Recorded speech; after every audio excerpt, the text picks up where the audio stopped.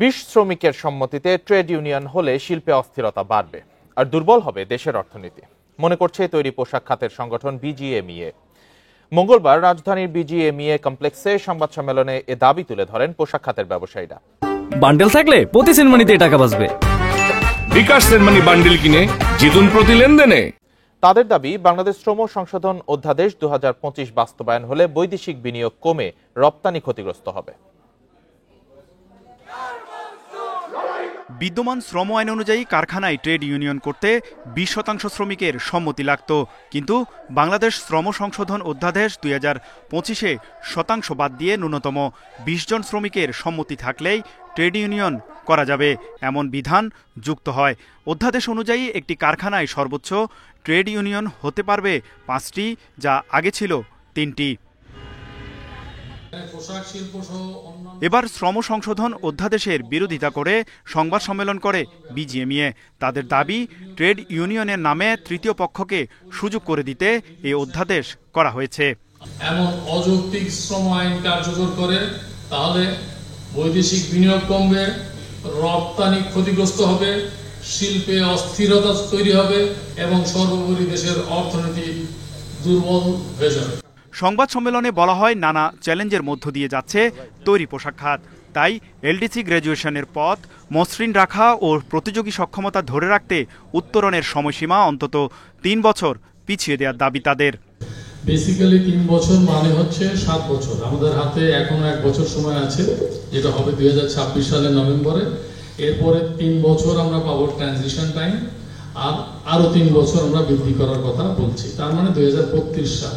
একই সাথে ব্যবসায়ীদের অভিযোগ, আলোচনা না করেই বৃদ্ধি করা হয়েছে চট্টগ্রাম বন্দরে সার্ভিস চার্জ। কার সাথে এই সিদ্ধান্ত তা নিয়েও প্রশ্ন তোলেন তারা। কেন 41%? এবং অবশ্যই যারা ইউজার তাদের সাথে কিন্তু ডিসকাশন না করে এই ধরনের উদ্যোগ কার সাথে করা হলো? একটা সরকারি সেবামূলক প্রতিষ্ঠান প্রফিটে আছে, এরপর 41% ট্যারিফ বাড়বে কেন? এটা আমাদের কাছে কোনোভাবেই মানে বোধগম্য নয়। নানা প্রতিকূলতায় গত 1 বছরে দেশের 258টি পোশাক কারখানা বন্ধ হয়েছে বলেও সংবাদ সম্মেলনে জানানো হয়। তৌহিদ রানা, ইন্ডিপেন্ডেন্ট নিউজ, ঢাকা। এ নিয়ে বিস্তারিত আলোচনার জন্য আমাদের সাথে যুক্ত হয়েছেন বাংলাদেশ ইনস্টিটিউট অফ লেবার স্টাডিজের নির্বাহী পরিচালক সৈয়দ সুলতান উদ্দিন আহমেদ। আপনাকে স্বাগত জানাচ্ছি অর্থনীতি সারাদিনে। নতুন যে বিধানটি হয়েছে, 20 জন শ্রমিকের সম্মতিতেই ট্রেড ইউনিয়ন করা যাবে। সংশোধিত শ্রম আইন 2025-এর এই বিষয়টিকে ঝুঁকিপূর্ণ বলছেন অনেক শিল্প মালিকরা। আপনার মতামত কি এ বিষয়ে? অনেক ধন্যবাদ। আমার মনে হয় যে 20 জন শ্রমিক কিন্তু সব ক্ষেত্রে না, এটা একটা স্ল্যাব করে দেওয়া হয়েছে আমি যতদূর জেনেছি, যে এবং সেখানে মালিকদের প্রতিনিধি, শ্রমিকদের প্রতিনিধি, সরকারের বিভিন্ন মন্ত্রণালয়ের প্রতিনিধি আলোচনা যে হয় টিসিসিতে ট্রাইপার্টাইট কথা, সেখানে প্রচুর আলোচনা হয়েছে। অনেক ক্ষেত্রে আমিও উপস্থিত ছিলাম সেই ধরনের আলোচনায়।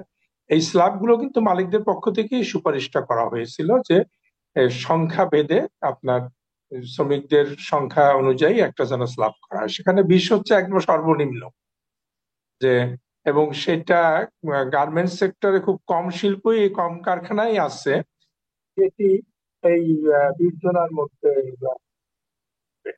সুতরাং আমার কাছে মনে হচ্ছে যে এখানে যেটা একটু ভুল বোঝাবুঝি হচ্ছে, বরঞ্চ ছোট কারখানার শ্রমিকরা এই সংশোধনীতে সমস্যা করবে। তাদেরকে এখন তো 20% 20 জন হলে 20% হলে ইউনিয়ন করতে পারে, তাদেরকে অনেক বেশি পার্সেন্ট দিতে হবে।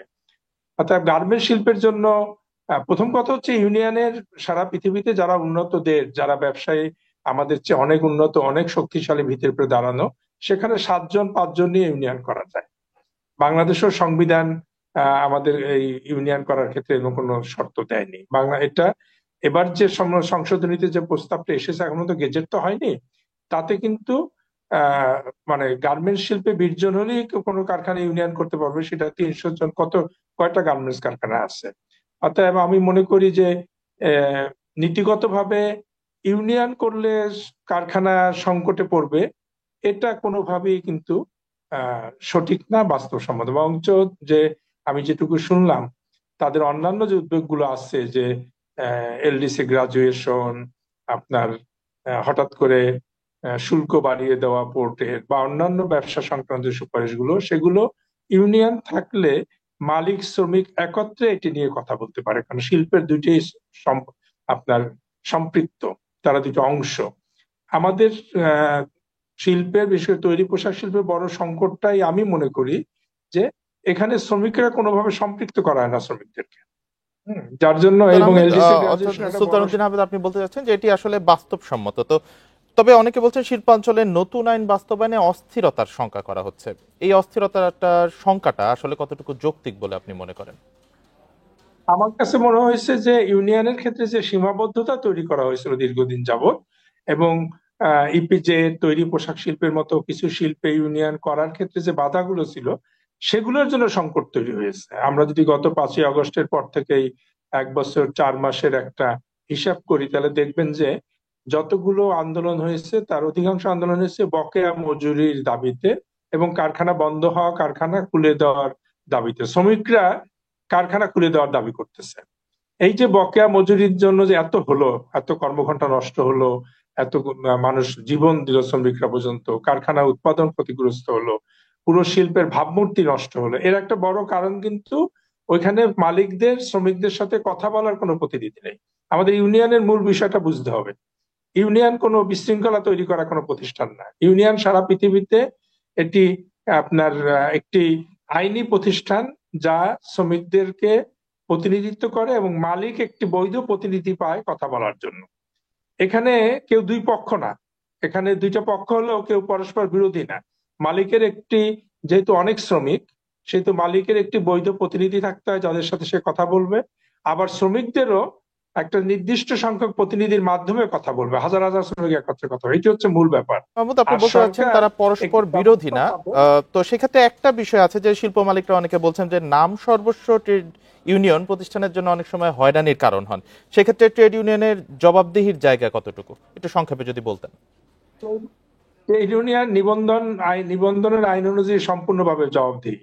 এখানে আনফেয়ার লেবার প্র্যাকটিসেস আইনগুলো আছে, সেগুলো যদি দেখেন যে ট্রেড ইউনিয়ন প্রত্যেকটা ক্ষেত্রে জবাবদিহি, প্রত্যেকটা আইনি প্রতিষ্ঠানকে, একটা ক্লাবকেও যখনই সে নিবন্ধিত হয় তখন তাকে জবাবদিহি করতে হয়। সমস্যা হচ্ছে যে আমরা বসে ঠিক করতে হবে যে আপনার কোথায় বিশৃঙ্খলাটা তৈরি হচ্ছে, সেজন্য কারা দায়ী। এবং এই যে কয়েকজন মিলে ইউনিয়ন করলেই বিশৃঙ্খলা ব্যাপারটা এরকম না। যদি আমরা দর কষাকষির প্রক্রিয়াটাকে স্বচ্ছ রাখতে পারি, নিয়মিত একটি গণতান্ত্রিক ব্যবস্থা যদি বিদ্যমান থাকে কারখানার মধ্যে, আলোচনার জন্য বিদ্যমান থাকে, তাহলে কিন্তু ওই কয়জন মিলে ইউনিয়ন করলে এটি কোনো ব্যাপার না। ব্যাপারটা হচ্ছে ইউনিয়নটা কিভাবে ফাংশন করলো এবং সেখানে মালিক শ্রমিক উভয় পক্ষ আলোচনার পরিবেশটা কিভাবে তৈরি হলো, এর উপরে নির্ভর করে একটি ইউনিয়ন কি ধরনের ভূমিকা পালন করবে, মালিক কি ধরনের ভূমিকা পালন করবে। ওই প্রক্রিয়াগুলো না করে যদি শুধুমাত্র কয়েকজনকে ইউনিয়ন করে তাকে যদি আপনি নিজস্ব একটা প্রক্রিয়ার মধ্যে না নিয়ে আসেন, তাদেরকে যদি সত্যিকার ভাবে প্রতিনিধিত্ব না করতে দেন এবং দর কষাকষির সংস্কৃতিও যদি তৈরি না হয়, তাহলে কিন্তু বিশৃঙ্খলা হবে। অতএব এটা নির্ভর করে একটা সামগ্রিক ব্যবস্থার উপরে, পুরো প্রক্রিয়াটাই আসলে নির্ভর করে, পুরো প্রক্রিয়াটি আসলে কিভাবে সাজানো হচ্ছে সে বিষয়ের উপর। আপনাকে অনেক ধন্যবাদ সৈয়দ সুলতানুদ্দিন আহমেদ আমাদের সাথে যুক্ত হওয়ার জন্য এবং আপনার মূল্যবান মতামত তুলে ধরার জন্য।